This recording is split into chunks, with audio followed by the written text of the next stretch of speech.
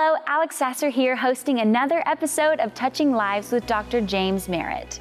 We are so glad you tuned in today and want to make you aware of some great resources available from this ministry.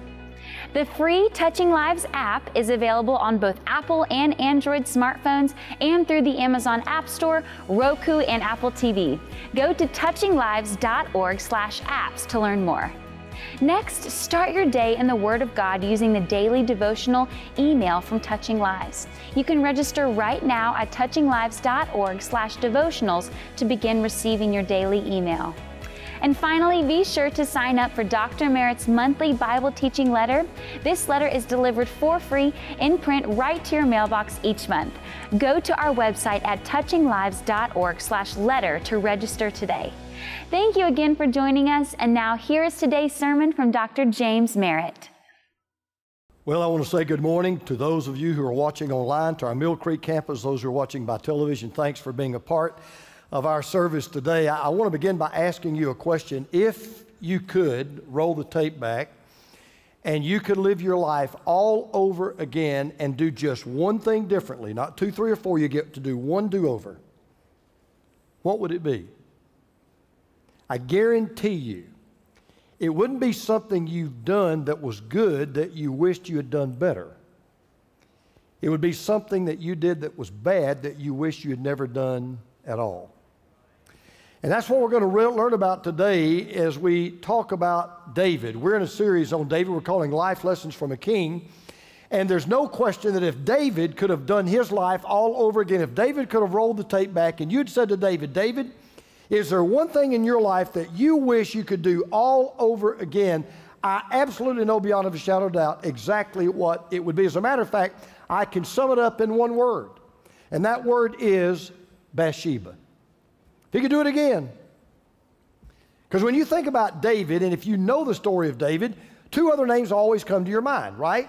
One is Goliath, and the other is Bathsheba. And the reason is because Goliath represented David's greatest victory, but Bathsheba represented David's greatest defeat. No single sin outside the sin that Adam and Eve committed in the Garden of Eden has received more press coverage than David with Bathsheba. It's been repeated over and over and over right up to this very present day. We have a term for it in the 21st century. It's called a one-night stand, a hookup, a quick affair. In other words, this story we're going to read today is all about Hollywood's favorite topic, which is sex. And if Hollywood was making a movie of this today, I promise you, it would be up for so many Academy Awards. It would probably break the all-time record for somebody seeing it for the first time because it's got everything Hollywood wants. You've got sex, you've got murder, you've got intrigue, you've got a cover-up, you've got a king who has a one-night stand with another man's wife. He gets her pregnant. He has the other man murdered to cover it up. And today, everything from the New York Times to Twitter would be lit up with the headline, King's Spring Fling Uncovered. I mean, you can see it everywhere. So if you want to learn about this story and see it with me, I want to invite you to turn to the book called 2 Samuel. It's in the Old Testament. If you do not know where 2 Samuel is, it's so easy to find. It's right after 1 Samuel. So if you'll just turn to 2 Samuel chapter 11, go to Genesis and turn right, you'll hit 2 Samuel chapter 11. Now here's what's amazing about this story. If you've been coming for a while and you've been hearing about David, you'd be the first one to realize I would have never expected to have read this story in David's life. Of all the things that I would have expected after hearing all the things I've heard about David, this is something I would not have seen coming. Because when you read the first 10 chapters of 2 Samuel, David is batting 1,000. He's at the top of his game. He's never been defeated in battle. His approval rating by the people is 100%. The economy is humming. There's no unemployment. God's covering Israel like a blanket. Everybody loves David, everybody likes David, and everybody knows the hand of God is on our king. He is a man after God's own heart. He's now 50 years old. He's in the prime of his life. He has been king now for 20 years. And I mean literally everything has come up roses for him. He is the nation's number one songwriter. He is the nation's number one soldier. He is commander-in-chief of an army that has never known defeat. Every year, he always gets the most votes for the most admired person in Israel.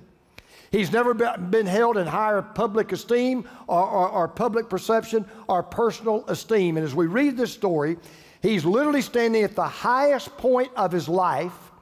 He's standing in the highest place in the city. He's on his rooftop overlooking Jerusalem.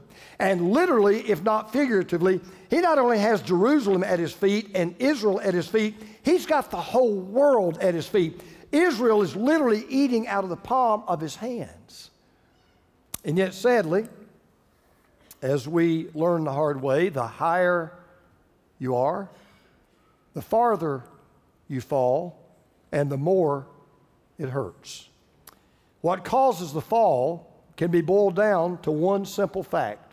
This is where David blew it. This is where David messed up. He came to a point in his life when he said yes when he should have said no. He said yes when he should have said no. The one time David should have run, he stood his ground, and it almost cost him his kingdom. How many of you are Eagles fans? You know who the Eagles are? God help us. Okay, I've got 3 of you. Gosh, man, am I that old? I thought the Eagles were, okay. Anyway, the Eagles, one of the songs they sing that always has haunted me is called Lyin Eyes. And David's lying eyes got him in trouble because David convinced himself of a lie that we've all convinced ourselves of at one time or another, maybe when we were younger, maybe when we were older, maybe we were in between. But David convinced himself of a lie that we've all convinced ourselves of one time or another, and that lie is you can win the game of sin. And we all come to that point, we say, you know what, I think I can beat the game of sin. But David couldn't. And you can. Because sin always wins. Not most of the time, it always wins. No one's ever beaten the game of sin, and no one ever will. So here's what I want to do for us today. We pray over every seat in this worship center on Sunday morning. You probably maybe don't know that if I've told you or not, but every seat is prayed over. So the seats you're sitting on now, you were prayed for this morning, whether you realize that or not. And as I was going over my section, I was praying, I was saying, Lord, there are 2 people especially today I want to pray for. There are some people that will be here today and they're facing temptation. I don't know what that temptation is. Maybe it's the temptation to be unfaithful to their spouse. Maybe it's the temptation to get on drugs. Maybe it's the temptation to cheat on their income taxes. I don't know what their temptation is, but whatever that temptation is, Lord, let this message be preventative medicine to keep them from taking a step that they really know they should not take. On the other hand, Lord, there are going to be people here too late for them. They've already taken the wrong path. They've already made the wrong decision. They've already gone in the wrong direction. They've already taken the wrong exit. Lord, my prayer for them is that what they'll hear today will help them take the right path and get back on the right road. So, if you don't want to do what David should not have done, and you don't want to mess up the way David messed up, I want to share with you 3 lessons we need to learn today so your lying eyes will not deceive you. Number 1, we must realize the appeal of sin. We got to realize the appeal of sin. Now, knowing David, you just got to ask this question. David, you're a man after God's own heart. You've been batting 1,000. You have obeyed God with everything that you had. You've got everything going for you. You are at the top of your world. How in the world did you get into this mess that we're about to read about? Well, we're clued in verse 1. In the spring, at the time when kings go off to war, David sent Joab out with the king's men and the whole Israelite army. They destroyed the Ammonites and they besieged Rabbah, but David remained in Jerusalem. That little word "but" is what gets David in trouble. See, back in the day, when winter would come, armies would not fight because the weather was too bad and it was too hard. And so they would kind of take a break. They'd get some R&R. Then when springtime came, that's when the war would start. That's when the battle would begin to flare up again. Well, every time the armies would go off to war, they would be led by a king. And when you read the life of David, every time the army went to battle, David was always out in front. David was always leading the charge. David's always leading the battle. David was always right where David should have been. But now, for the first time, we read these words, but David stayed behind. So David now, we know, is in the wrong place at the wrong time. Instead of being in bed, he should have been in battle. Because if David had been where David should have been, Bathsheba Gate would have never happened. We wouldn't even know this story. It would not even be in the Bible. So while his soldiers are out on the battlefield fighting, David is in his bed sleeping until this happens. One evening, David got up from his bed and walked around on the roof of the palace. From the roof, he saw a young woman bathing, and the woman was very beautiful. David has been taking this long afternoon siesta. He wakes up, he's bored, there's not a whole lot to do.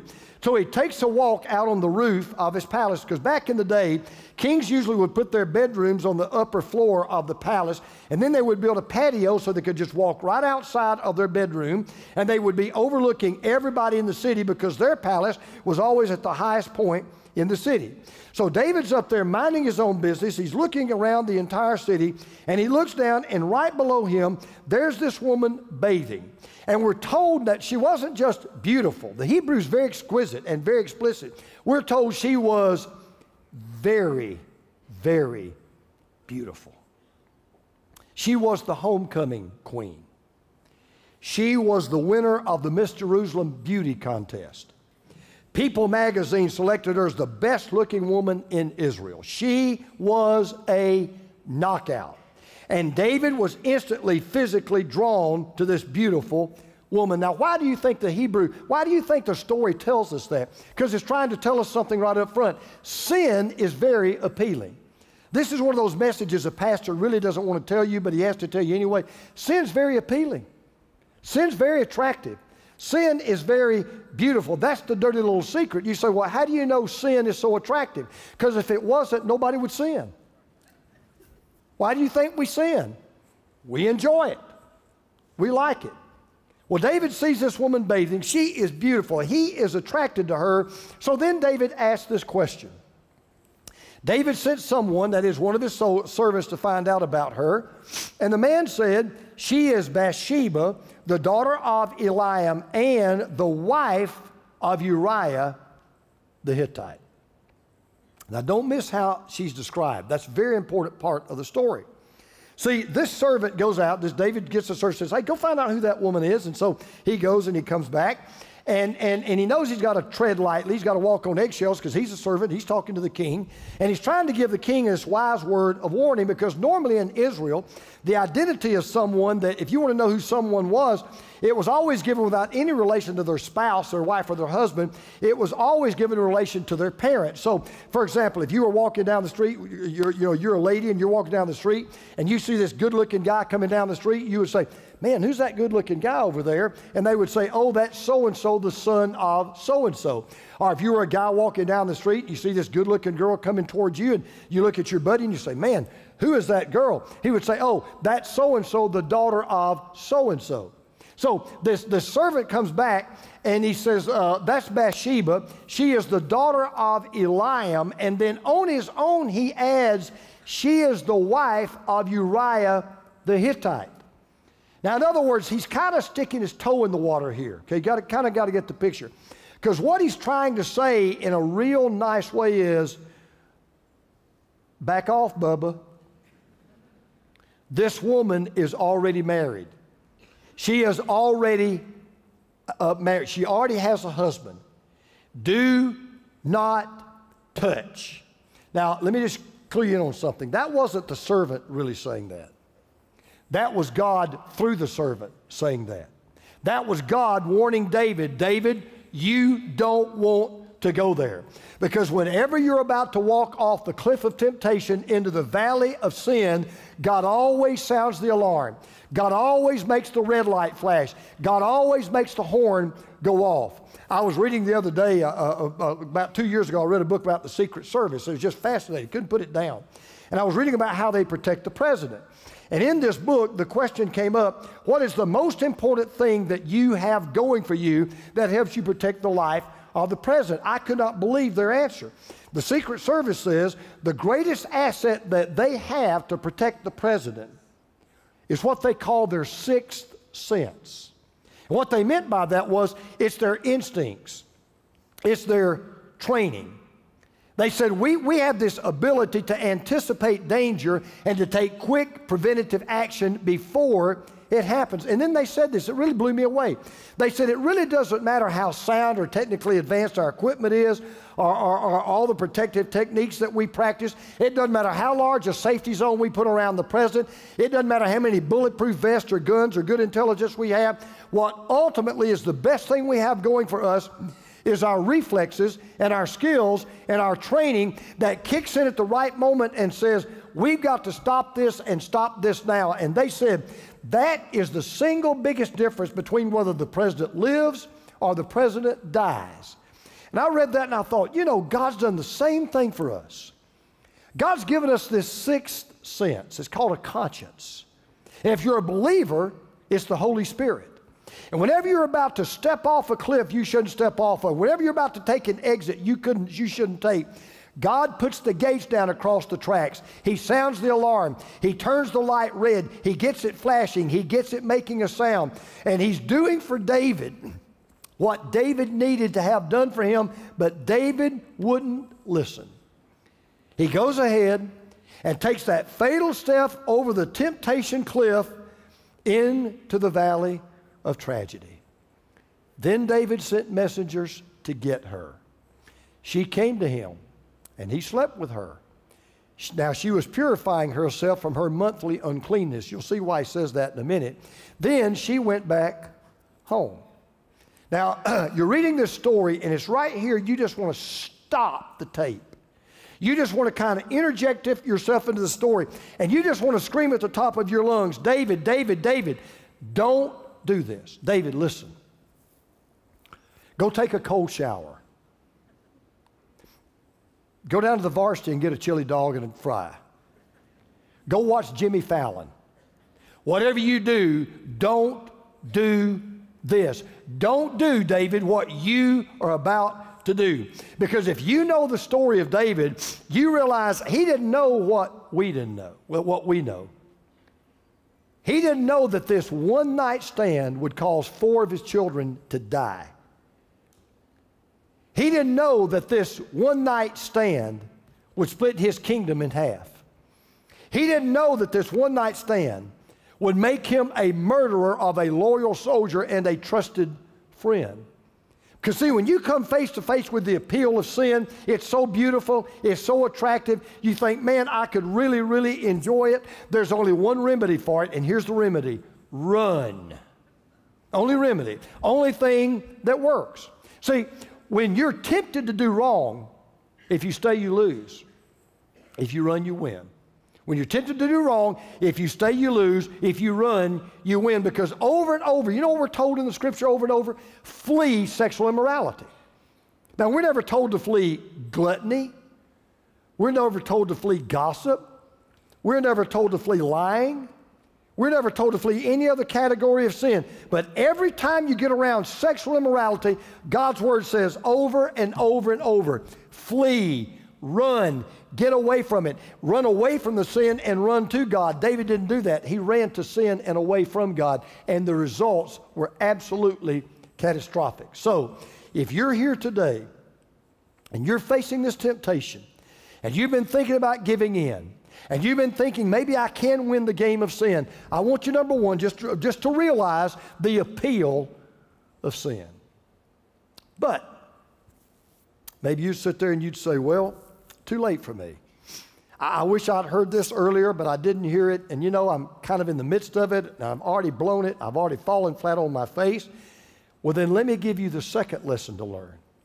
And that is refuse to conceal your sin. Realize the appeal of sin, but refuse to conceal your sin. Now, David goes to bed that night. He sends Bathsheba back to her home. He goes to bed that night, and he thinks what a lot of people would think, right? I got away with it. A lot of fun. She enjoyed it. I enjoyed it. No harm, no foul. And that went on for about a month. And then David learns the hard way that a one-night stand can turn into a lifetime of misery. Because one day there's this knock on the door. And David opens the door, and there is a messenger with a message from Bathsheba with this message. The woman conceived and sent word to David saying, I am pregnant. Only word she ever says in the whole story, those 3 words. Only recorded words Bathsheba ever says in this entire narrative. But it was 3 more words than David wanted to hear, and it was the 3 words that shook him right down to his toes. Now, once again, you just want to stop the tape. You just want to kind of jump into the story, and you want to say, David, listen to me. If you'll just confess your sin right now, confess it to God, confess it to Bathsheba, confess it to Uriah, her husband, the bleeding will stop, the problem will be contained to adultery and a pregnancy out of wedlock. Most likely the marriage can be rebuilt, lives can be saved, relationships can be restored, but instead he did what we tend to do when we mess up. Instead of fessing up, he begins covering up. Instead of fessing up, he begins covering it up. Now, rather than read the entire narrative because we don't have time, let me kind of summarize what happens next. David now knows, okay, I got a problem. I got this woman pregnant, and I don't want anybody to know I got her pregnant. I don't want anybody to know that I slept with her. So he comes up with this brilliant idea. He sends for Uriah. Uriah's out on the battlefield. He sends for Uriah, brings Uriah home. And Uriah gets home, and you're probably wondering, what does the king want with me? You know, we're not all that close. We're not really bosom buddies. But he says, okay. So he goes back. King brings him to the palace. Hey, man, how's it going out there? Oh, it's going great, sire. We're winning the battles, and, we really do miss you, but, everything's going good. And he says, well, look, I just felt like you needed some R&R, and I'm sure your wife really misses you. So I want you to go home, and I want you to kind of visit your wife and spend time with your wife. He even gives him a gift, the scripture says in the story. He even gives him a gift. I don't know what it was. Perfume, cologne, takeout from Chick-fil-A. I don't know what it was, but he gives him this gift to kind of motivate the guy to go home and sleep with his wife. He thinks, okay, I've got this solved. Problem. Uriah doesn't go home. He sleeps on the palace doorstep with the rest of the servants. David wakes up the next morning, finds out he slept on the doorstep, didn't go home. David calls him in, says, why didn't you go home? And what Uriah says to David had to put a dagger in David's heart. Uriah said, well, sire, the reason why I didn't go and sleep with my wife is this.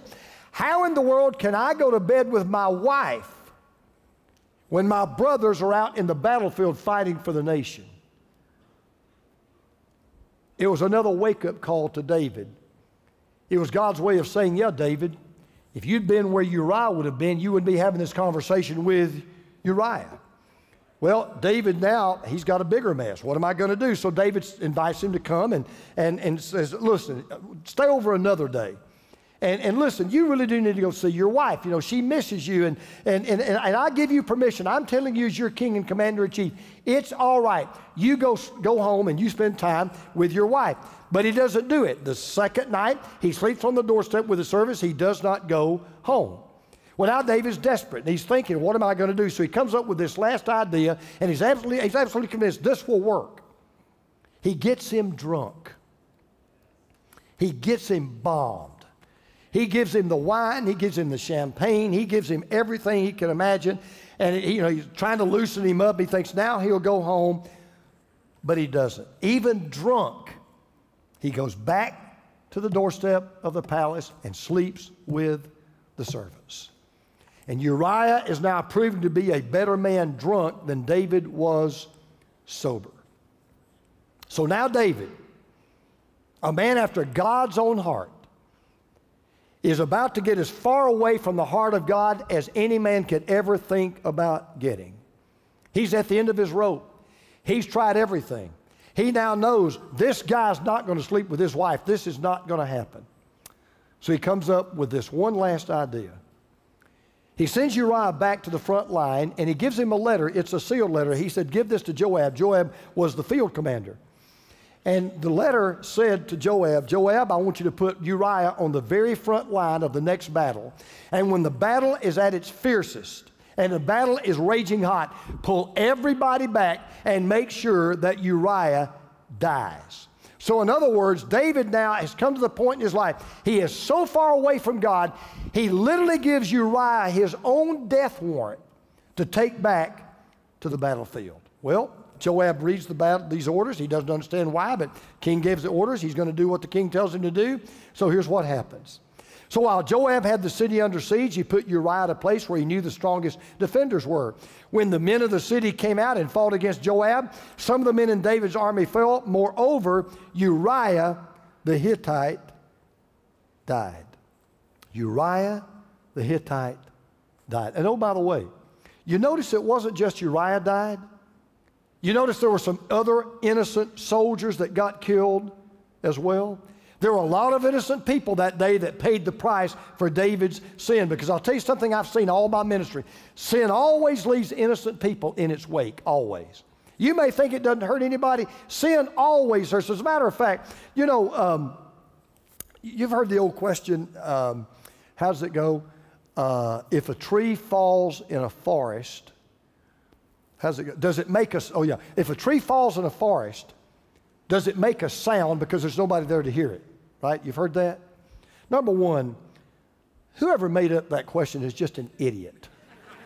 I mean, who makes up stuff like that, right? Number two, it's an easy question to answer. It always makes a sound. You say, how do you know? Because God hears it.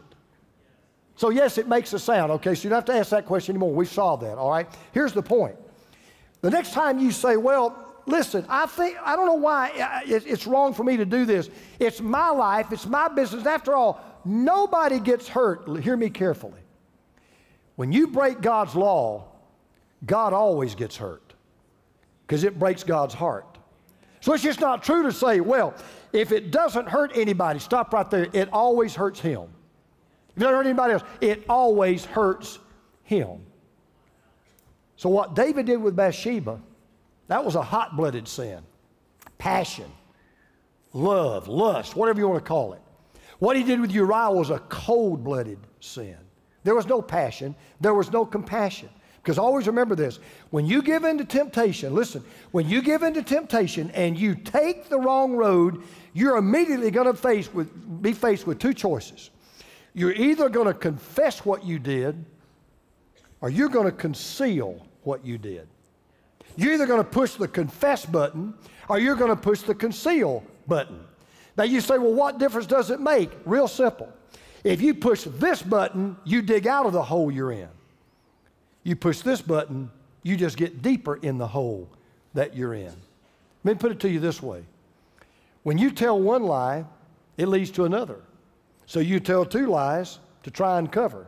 Then you tell three lies, and oh brother, you're in trouble up to your ears. That's just the way it works. Now here's what's amazing. David thinks he has covered this up. He thinks he's put it under the rug. He thinks nobody will ever know. He thinks he's gotten away with it. And you know what's so strange? We now know that David's cover was uncovered because we're talking about it. 3,000 years after it happened, I'm talking about this story. As a matter of fact, God made sure the story was written down in black ink on white paper so millions and millions of people read the story long after David was gone. It is easily one of the top 5 most famous stories in the entire Bible. Outside of the crucifixion, what I just read to you has probably been the subject of more dramas, more movies, and more novels than any other story in the Bible. And here's the lesson. Covering your sin will always cost you more than confessing your sin. Always. There's always a bigger cost to covering your sin than there is to confessing your sin. When you don't fess up, you always mess up. You realize the appeal of sin. Yeah, it's attractive. I'm not going to lie to you. You realize the appeal. Don't you understand? You should not conceal your sin. As a matter of fact, you can't conceal your sin. You should refuse to conceal your sin. Now, you may be saying, well, I'm not totally sold. How can you be so sure that I can't cover up my sin? Because of the third lesson we learned. remember, God will reveal your sin. God will reveal your sin. Now, when news reaches David that Uriah is dead, I want you to listen. This is how cold David has become. This is how hard David has gotten. This is how far away from God sin has taken David from God. Listen to what he says. David told the messenger, well, say this to Joab, don't let this upset you. The sword devours one as well as another. Press the attack against the city and destroy it. Say this to encourage Joab. He just had a good man, a faithful husband, a trusted friend, a loyal soldier. He just had this guy murdered as if he had taken a sword and cut his head off with his own hand. And what does he say? Que sera, sera. Whatever will be, will be. That's the way it goes. That's the way the cookie crumbles. Well, I mean, you know, we know you can die when you go on the battlefield, and I mean, that's the risk you run when you volunteer for the army. I mean, no, not even a fraction of an iota of a scintilla of a molecule of a tear can be found anywhere in his eye. And after Bathsheba mourns, he brings her to the palace. He marries her. He thinks, now we can live happily ever after. He's convinced himself, I did it. I got away with it. Nobody's going to know. But there's this one little statement at the very end of this chapter that tells us why that not only David didn't get away with it, but that David could not get away with it, because nobody ever gets away with it. You won't get away with it. I won't get away with it. Nobody gets away with it. How do we know? Listen to this statement.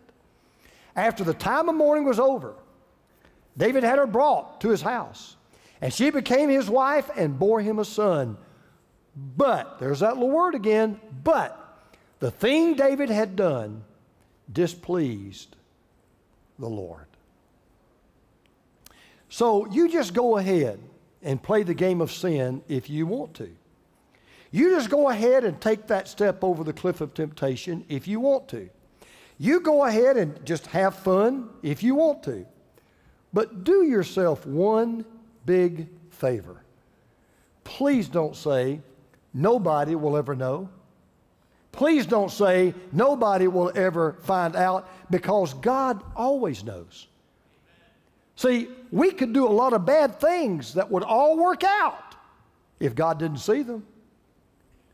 We could all commit crimes and they would be the perfect crimes if the Lord didn't see them. We could all get away with everything from lying to stealing to cheating to murder to adultery if the Lord didn't see them. There's only one problem. The Lord always sees them. And the Lord always knows them. I mean, I got to think about the world we live in right now. We have video cameras that watch us everywhere we go. We've got DNA that can identify anywhere we've been. We've got cell phones that can track our every movement. We've got satellites that photograph the earth at such precision they can show the hair on your head, not to mention everything from Twitter to Instagram to Facebook to Snapchat. Now, if you realize now, I can't get away from anything with people here, why much more does an omnipotent, omnipresent, omniscient God, all-seeing, all-knowing, knows everything that we do? And God's camera never turns off, ever. So, here's the thing. We don't hear this much about God. We don't even like to hear this part about God, but it's true. God knows everything that we do wrong. God knows everything we do wrong. But, you ready? He will not forget it until we make it right. He will not forget it until we make it right.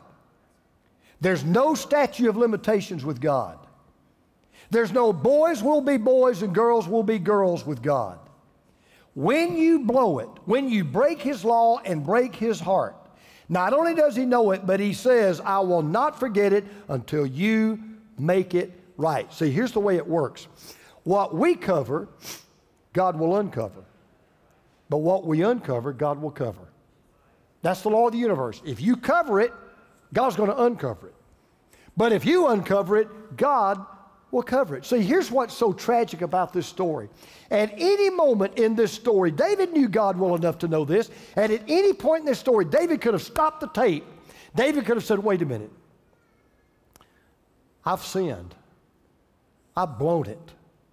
I've done wrong. Lord, I need your mercy. I need your grace, and I need your forgiveness. And David would have gotten it. But please understand, God is always willing to forgive and forget, but He will not forget until He forgives. He's always willing to forgive and forget, but He will not forget until He forgives. And God forgives when we just simply come to Him and tell Him what He already knows anyway. You're not going to tell Him anything new. He never goes, really? When you come to God and you say, Lord, I blew it. I don't blame anybody but me. It's my fault. I sinned. I'm the one that broke your law. I'm the one that broke your heart. I'm throwing myself on your mercy. I'm asking for your forgiveness. I need your grace. That's when God does what God does best. And here's what we're going to find out. So you don't want to miss next week, by the way, a little sneak preview. David goes 12 months and never seeks forgiveness. 12 months, goes a year, never says a word. But think about what's happened to David. Let's rewind the tape. 4 weeks. In the span of 4 short weeks, he has managed to knock off 6 of the 10 commandments. Let's name them. He coveted another man's wife. He committed adultery. He murdered her husband. He stole his wife. He lied about it and dishonored his family. He basically undid in one night what he spent 50 years building up. And in the next chapter, we're going to see that David had to learn the lesson the hard way. God will not abide what you try to hide. God will not abide what you try to hide. What you conceal, God will reveal. But what you reveal, God will repeal. I made that up. You need to hear that. Listen. What you conceal, God will reveal. But what you reveal, God will repeal. And then see, to bring this home, now do you understand why God sent His Son, Jesus, to die on the cross? Do you understand now why He did that? He did that because He knew we all are going to mess up. We're all going to take that step. We're all going to go, even though we know it, even though it doesn't matter, we're all going to take the step over the cliff of temptation. We're going to fall in the valley of sin. God knew it before the world was even created, so God sends Jesus. And because of Jesus, it doesn't matter how far you fall, how hard you hit, how much damage you do. If you go to the foot of the cross and you simply say, I blew it, I'm sorry, would you forgive me? You get forgiven every single time. Even adultery and murder, doesn't matter what it is. If you're willing to confess your sin and get forgiveness of your sin and repent of your sin, God will forgive you. So I want to wrap this up and I'll make it real personal, really for me. Maybe you just get in the way. So David's died. In fact, he's been dead for a long time. And one of his descendants, a man by the name of Abijah, he becomes the king of Judah. But he was a wicked king. And yet, God made sure that this wicked king would be followed by his son, who would be a godly king. Because he wanted to keep Jerusalem strong. And when you read this story, you realize that God says to Abijah's son, I'm going to put you on the throne, not because you're a good man, not because you're going to be a good king. I'm not doing it for you. I'm not even doing it for Israel. I'm not even doing it for Jerusalem. I'm doing it for the sake of your father, David. And Abijah's son says something about his ancestor, David. And it's both glad news and it's sad news. I want you to listen to what this man said. He had never met David. It was just an ancestor. Here's what he said about his great-great-great-great-grandfather. For David had done what was right in the eyes of the Lord. and had not failed to keep any of the Lord's commands all the days of his life, except in the case of Uriah the Hittite. David almost pulled it off. He almost had this basically unblemished record. Oh, except in the case of Uriah the Hittite. Imagine a man and his son are hundreds of years later, they're walking in a cemetery. And they see this tombstone, big tombstone. It's David's tombstone. And they stop and they read David's epitaph. David had done what was right in the eyes of the Lord, had not failed to keep any of the Lord's commands all the days of his life. Wouldn't it be great if he could just stop it right there?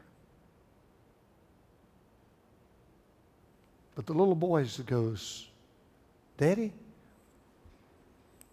who is Uriah the Hittite? You told me about what a great king David was, what a great man David was. So, who is Uriah the Hittite? And a dad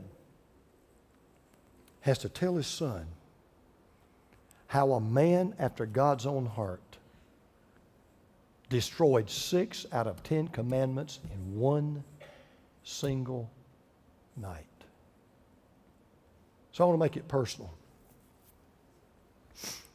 Like a lot of us, I'm running out of runway. I don't know how much longer I'm going to be here. The Lord promises 70 years, so I got, 5 more years to go. And if God's good, maybe longer, who knows, maybe less. None of us know we're going to die, right? But I'm running out of runway. And I already realize now what we all realize, I'm not going to die perfect. But I do want to die blameless. One of these days, my grandson or my great-grandson or my great-great-grandson or daughter, whatever it may be, if the world lasts that long, maybe they'll come see Pop's grave. And I don't know exactly what will be on my epitaph. I told Teresa one thing I wanted to put on there is this: I told you I was sick. I don't know what will be on there. But I'll tell you one thing I don't want on there. I don't want that word except. Boy, James, he was a good husband. He was a good dad. He was a good pastor. Good preacher. Good Christian. Except. I'm telling you as your pastor,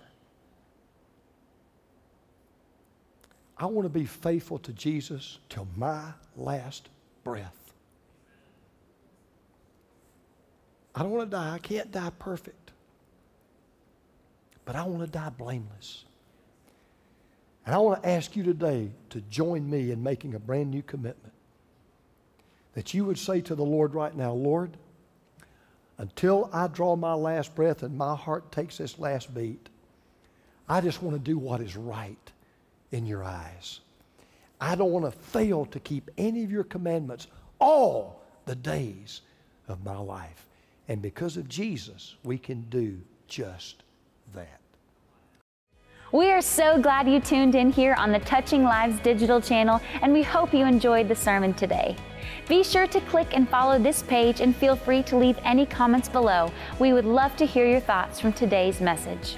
Look for a new episode to be posted on this channel each Sunday, and in the meantime, feel free to call us at 800-413-1131 or email us at info@touchinglives.org with prayer needs or questions.